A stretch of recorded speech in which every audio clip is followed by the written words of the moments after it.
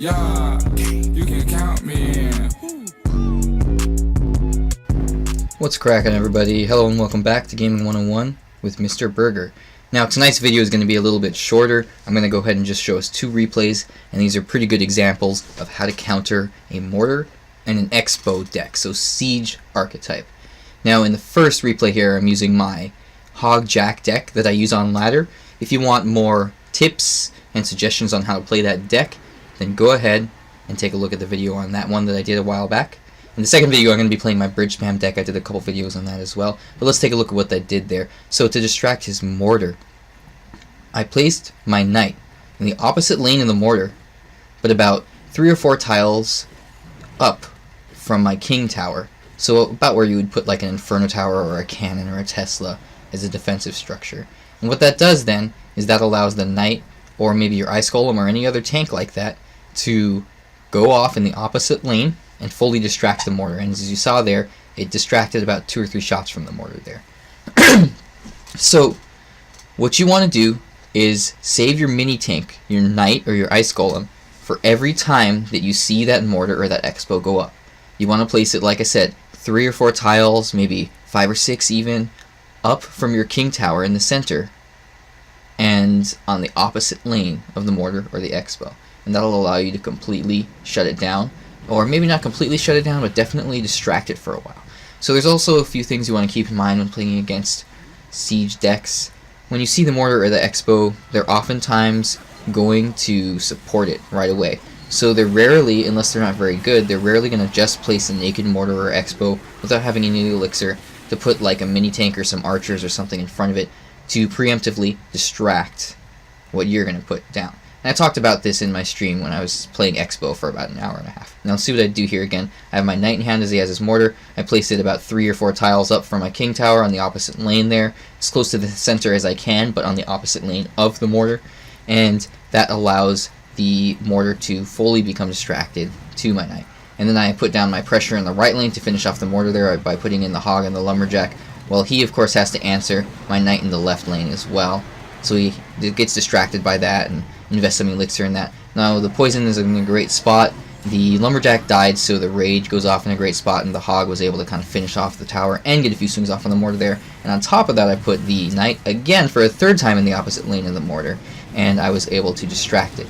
Now at this point, I kind of just need to continue to apply pressure and play defense by playing offense. Since I'm kind of playing like a Hog cycle-like deck, then I want to go ahead and keep the pressure up on him so that he doesn't even have a chance to set up a good Mortar setup. See, right now he's playing defense hard, and he had no opportunity to go on offense. He's trying to rocket cycle, but there's just not enough time for him. So that is the end of that match. So the major thing that I'm trying to stress here is the placement of that Knight, or Ice Golem, or even Giant or Golem, or whatever, but mostly like a Knight, or what would we call it? A Ice Golem. Those are the 2 mini tanks. Even like a Valkyrie or something, but something usually that attacks buildings. You want to place it 3 or 4 tiles up from your King Tower, as close to the center as you can, but in the opposite lane of the Mortar or the Xbow. Now, this particular replay, I'm playing the bridge spam deck, and if you haven't taken a look at my bridge spam videos, I did 2 separate videos on that. One of them was kind of talking about the strategy of the deck, and another one was showing some more in-depth gameplay and, you know, discussing my replays as I went along. So go ahead and take a look at both of those videos, or maybe just one of them if you have a few minutes and you want some more info on how to play this deck. It's a lot of fun. It's very powerful in the current meta. I went 6-0 in a 10K tournament that Clash with Ash hosts every day on Facebook.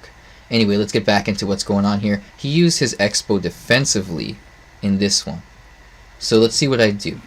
Now again, this isn't as great of a replay, but we do see some opportunities to, you know, kind of recognize how I counter that Xbow. And on top of that, keep in mind that since this is a bridge spam deck, I'm always applying pressure. Now look what I do here.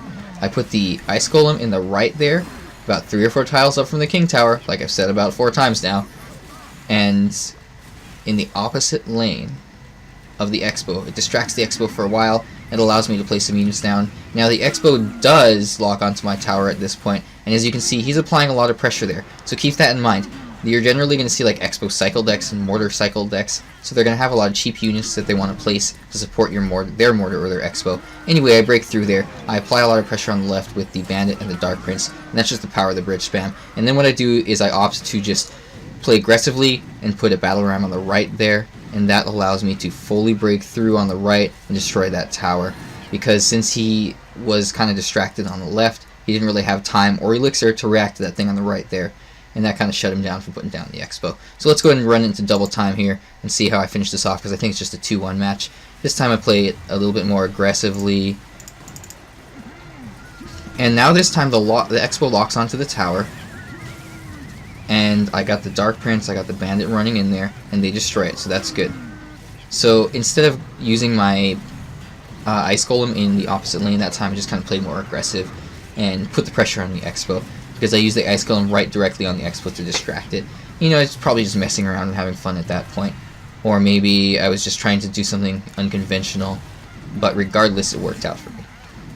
So at this point, I only need to wait for the last 20 seconds or so of the match, and then that will be that. Now there goes the Xbow again. Let's see what I do to counter it. Now it's already locked onto my Ice Golem. Not the best placement of my Ice Spirit. Maybe at this point I'm like, okay, whatever, I'm going to win anyway. So I use the Battle Ram on the left there to try to go for a Hail Mary and get the 3-crown win. Why not? I play a little bit of defense on the right with the Ice Golem to buy the time for the last few seconds, and that finishes up the job. So that, ladies and gentlemen, is my tips on how to counter siege decks, how to counter Mortar, how to counter Xbow. I hope that you found this beneficial. Go ahead and leave comments in the comment section below if you have any suggestions or if you want to see other similar videos like this in the future. Thanks everybody, and have a good night.